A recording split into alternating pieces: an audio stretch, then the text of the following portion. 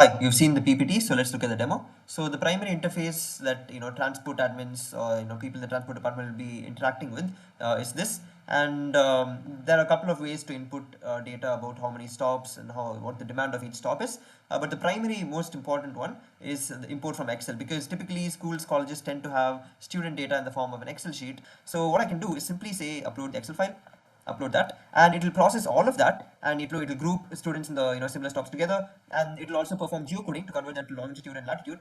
And you can see it's done that, so it's converted 150 of those to 25 stops. So let's load those to the map. It's added that, and you can see it's added all of that after calculating the longitude and latitude. And then okay, let's try another input. So you can also search for, let's say, Vandalur bus stand, and let's say you want this to be the depot, the start and end point. So you set the student demand to 0, and you can see it performed geocoding here and given you the latitude and longitude. And you can add this, and you can just set depot. There are a couple of options I'm not going through here, but you can check it out since this route is deployed. I'm actually using the deployed version here. And so now that's done, you can go to the vehicles, and you can see we can set time. This is something that's very important for schools and colleges, because look at this, you don't typically want students to be picked up at 4 a.m. for example. So you can constrain exactly when this pickup needs to happen. And let's say the average vehicle capacity for a college school bus is 50. Let's say I want 10 of that. This is overkill because there are only 150 students, but let's find out if the solution really does give the optimal routes. So let's do that.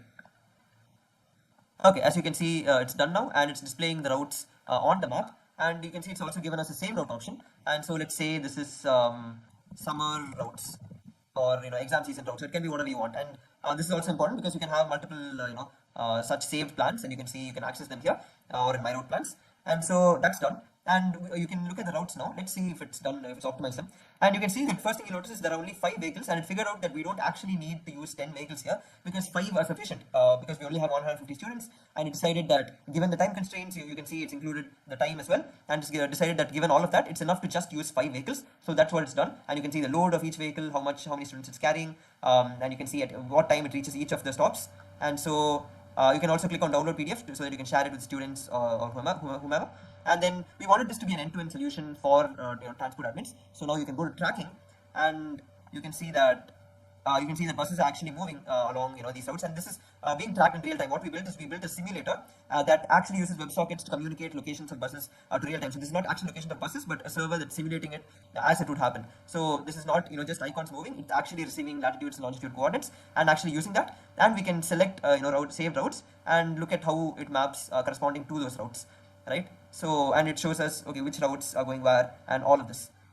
So those are the major aspects of it. There are a lot more features we don't have time to cover, but you can go through it since it's deployed. Thank you.